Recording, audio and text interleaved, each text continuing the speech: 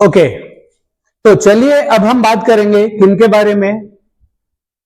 Last class में हमने बात किया हुआ था किनके बारे में, area, volume, density, speed, velocity and acceleration के बारे में और इनके यूनिट्स के बारे में। ठीक है, अब हम बात करेंगे अगला मोमेंटम, फोर्स, प्रेशर, इनके बारे में। ठीक है, तो देखिए पहला टॉपिक अभी हमारा क्या ले लेंगे, मोमेंटम। तो मोमेंटम को हिंदी में क्या कहते हैं, संवेग कहेंगे। ठीक है, तो संवेग का जो सूत्र होता है वो क्या होता है, संवेग बराबर द्रव्यमान गुणित वेग, मतलब मास इंटू वेलोसिटी। तो भाई देखिए अब इनका अगर हमको एक यूनिट फाइंड करना है तो मास का यूनिट क्या हो जाएगा, मास मतलब द्रव्यमान, तो द्रव्यमान का यूनिट ले लिए किलोग्राम और वेलोसिटी मतलब वेग, तो वेग के लिए क्या ले लेंगे, मीटर पर सेकंड, क्योंकि हमने लास्ट क्लास में पढ़ा हुआ था कि वेग का जो मात्रक या इकाई है वो होता है मीटर पर सेकंड। तो मोमेंटम का जो हमारा मात्रक है या यूनिट है वो क्या हो जाएगा, ये हो जाएगा किलोग्राम मीटर पर सेकंड या फिर kilogram into metre into second की पावर -1। तो ये यूनिट हो जाएगा किनके लिए, मोमेंटम के लिए। ठीक है, फिर आता है हमारा फोर्स। तो फोर्स के लिए क्या हो जाएगा, देखिए फोर्स का जो फॉर्मूला है वो होता है force equal to mass into acceleration. ठीक है, तो ये क्या हो जाएगा, देखिए अब यहां मास जो है वो क्या है हमारा fundamental quantity, but acceleration is the derived quantity. तो एक्सेलरेशन जो है उसको मैं डिराइव कर सकता हूं, तो कैसे डिराइव कर सकता हूं, मास को मैंने लिख लिया m। ठीक है, एक्सेलरेशन के लिए हो जाएगा formula change in velocity upon time. अब ये टाइम भी जो है वो हमारा क्या है, फंडामेंटल क्वांटिटी, मास क्या है फंडामेंटल क्वांटिटी, बस वेलोसिटी जो है वो क्या है हमारा डिराइव्ड क्वांटिटी है। तो ये डिराइव्ड क्वांटिटी को भी अगर मैं डिराइव कर लूं तो ये मुझे मिलेगा मास इंटू वेलोसिटी का क्या हो जाएगा, डिस्प्लेसमेंट अपॉन टाइम। ठीक है, और ये हो जाएगा टाइम का, टाइम ही ले लेते हैं। ठीक है, तो ये क्या हो जाएगा, देखो ये हो गया हमारा मास, तो मास के लिए क्या ले लेंगे किलोग्राम, डिस्टेंस के लिए क्या हो जाएगा metre upon time into time, तो ये हो जाएगा सेकंड की पावर 2। तो ये हो गया हमारा जो कि पढ़े हैं लास्ट क्लास में भी, metre second to the power 2। ठीक है, metre second to the power 2, ये क्या हो गया था हमारा यूनिट एक्सेलरेशन का, उसमें हमने मास का प्रोडक्ट कर दिया, तो ये क्या हो गया kilogram metre per second square. तो ये जो यूनिट है ये होता है हमारा फोर्स का, तो kilogram metre per second square is a unit of force. ठीक है, बट फोर्स को डिफाइन किया हुआ है न्यूटन ने, इसलिए इनके साइंटिस्ट के नेम पर अगर हम बात करें तो इनका यूनिट जो है वो न्यूटन भी होता है। ठीक है, तो फोर्स का एक और यूनिट न्यूटन भी होता है ना। और फोर्स के अगर सीजीएफ यूनिट के बारे में बात करें, ठीक है, तो इनका सीजीएफ यूनिट जो है वो क्या हो जाता है, डाइन हो जाता है। ठीक है, मतलब कि ये कि फोर्स का जो है एसआई यूनिट वो क्या हो जाएगा हमारा, ये हो जाएगा न्यूटन, और सीजीएस यूनिट क्या हो जाता है भाई, डाइन हो जाता है। ठीक है, ये समझेंगे है ना। अब इसके बाद फिर क्या आ जाता है, देखिए फोर्स के बाद फिर वर्क के बारे में बात कर लेते हैं, फिर अपन बात कर लेंगे प्रेशर के बारे में। ठीक है, क्यों, क्योंकि देखिए होगा क्या कि वर्क जो है वो हमारा रिलेटेड होता है किनसे, फोर्स से, है ना, क्योंकि work equals to force into displacement, मतलब कार्य बराबर बल गुणा विस्थापन, है ना। अगर हमको कार्य का मान निकालना है तो क्या करना पड़ेगा, कार्य बराबर बल गुणा विस्थापन, मतलब फोर्स इंटू डिस्प्लेसमेंट। ठीक है, तो अभी हमने क्या देखा, हमारा फोर्स का जो यूनिट था वो क्या आया था, kilogram metre per second square. अब इनका मल्टीप्लाई हम डिस्प्लेसमेंट से कर रहे हैं, तो डिस्प्लेसमेंट के यूनिट है मीटर, तो metre into metre metre square हो जाएगा। तो हमारा ये किस तरीके से अरेंज हो जाएगा, किलोग्राम मीटर स्क्वायर पर सेकंड स्क्वायर। तो ये हमको यूनिट मिल गया किसका, वर्क का।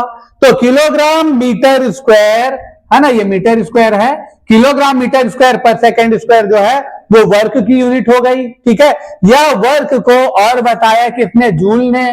ठीक है, तो इनका एसआई यूनिट जूल ले लेते हैं, और इनका जो सीजीएस यूनिट होगा वो होता है अर्ग।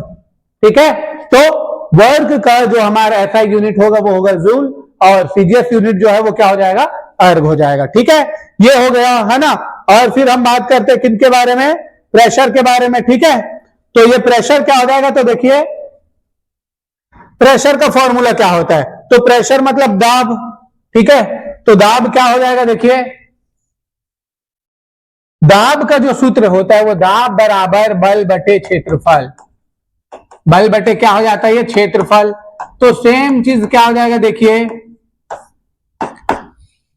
बल का जो यूनिट है, तो बल का यूनिट अभी हमने क्या देखा, अगर ऐसा यूनिट ले लूं तो न्यूटन, और एरिया का क्या हो जाता है, मीटर स्क्वायर भाई। तो दाब का जो यूनिट है देखा जाए तो ये क्या हो जाएगा, न्यूटन पर मीटर स्क्वायर, या फिर क्या लिख सकता हूं, newton into metre to the power -2, metre की पावर 2 ऊपर जाके क्या हो गया, -2 हो गया। ये ले सकते हैं। ठीक है, या तो फिर पूरा ले सकते हैं, और फोर्स का जो यूनिट है थोड़ी देर पहले बताया हुआ था, kilogram metre per second square upon metre square, तो इस तरीके से भी ले सकते हैं। ठीक है, प्रेशर के लिए।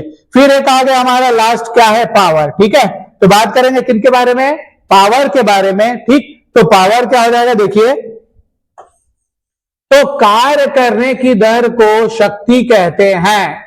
कार्य करने की दर को क्या कहते हैं, शक्ति। मतलब ability of doing work is called, sorry अच्छा अपन बात करें वर्क के बारे में है ना, तो सॉरी बात करें अपन किन के बारे में, पावर के बारे में है ना। तो शक्ति, शक्ति मतलब मैंने क्या बताया, देखिए शक्ति क्या हो जाएगा, कार्य करने की दर को क्या कहते हैं, शक्ति। कार्य करने की दर को क्या कहते हैं, शक्ति कहते हैं। मतलब कि ये कि rate of doing work is called power. ठीक है, rate of doing work is called power, मतलब कार्य करने की जो दर है उसको क्या बोल देते हैं हम, शक्ति कह देते हैं। ठीक है, तो ये क्या हो जाएगा, अब देखिए शक्ति मतलब पावर, और कार्य मतलब वर्क, और ये क्या हो गया, टाइम। तो इससे क्या समझ में आ रहा है, देखिए power is directly proportional to W and power is inversely proportional to time. तो इनका ये मतलब हो रहा है भाई कि अगर मैं क्या करूं, टाइम को बढ़ाता हूं तो पावर कम हो जाएगी, और अगर टाइम को कम करता हूं तो पावर बढ़ जाएगी। ये इनका मतलब हो रहा है इनवर्सली प्रोपोर्शनल का। ठीक है, और डायरेक्टली प्रोपोर्शनल का मतलब होता है अगर मैं वर्क ज्यादा कर रहा हूं मतलब मेरा पावर ज्यादा है, अगर मैं वर्क कम कर रहा हूं मतलब मेरी पावर क्या है भाई, कम है। ठीक है, ये इनका मीनिंग हो जाता है। तो कुल मिला के क्या पता चल रहा है, पता ये चल रहा है अगर कोई व्यक्ति वर्क ज्यादा करता है तो उनका शक्ति भी ज्यादा है, कार्य कम करता है या वर्क कम करता है तो उनकी शक्ति भी क्या है, कम है। या तो फिर अगर कोई आदमी क्या करता है, टाइम से रिलेट करता है, तो ये क्या हो जाएगा, टाइम कम है तो शक्ति ज्यादा, या टाइम ज्यादा है तो शक्ति क्या हो जाएगी, कम हो जाएगी। इस तरीके से ये क्या हो जाएगा, पावर से। तो बात कर रहे थे पावर के बारे में है ना, तो पावर के लिए क्या हो जाएगा, देखिए power equal to work upon time. तो वर्क का यूनिट लिख लेते हैं, वर्क का जूल हो जाएगा, और अपॉन टाइम का क्या हो जाएगा, सेकंड। तो जूल पर सेकंड जो है वो क्या हो जाएगा, पावर का यूनिट हो जाएगा। ठीक है, या तो फिर और क्या लिख सकते हैं, सीजीएस में अर्ग ले लेंगे, अर्ग पर सेकंड हो जाएगा। ये किनके लिए हो जाएगा, पावर के लिए हो जाएगा। ठीक है, तो ये पावर, तो हमने क्या समझ लिया, ये इतने सारे हमारे पास क्या थे, डिराइव्ड क्वांटिटीज है, उनके सारे यूनिट्स को हमने क्या कर लिया, डिस्कस कर लिया। ठीक है, तो इनकी जो यूनिट है वो क्या हो गया है, kilogram metre square second to the power -2, kilogram metre square second to the power -2 है ना। ये -3 था, ये -2 है। इस तरीके से ये क्या है, सारे यूनिट्स हमने डिस्कस कर लिया। ठीक है, अब अगली क्लास में हम डिस्कस करेंगे इन्हीं के डायमेंशनल फॉर्मूला के बारे में, कि डायमेंशनल फॉर्मूला क्या होता है। ठीक है, तब तक के लिए धन्यवाद।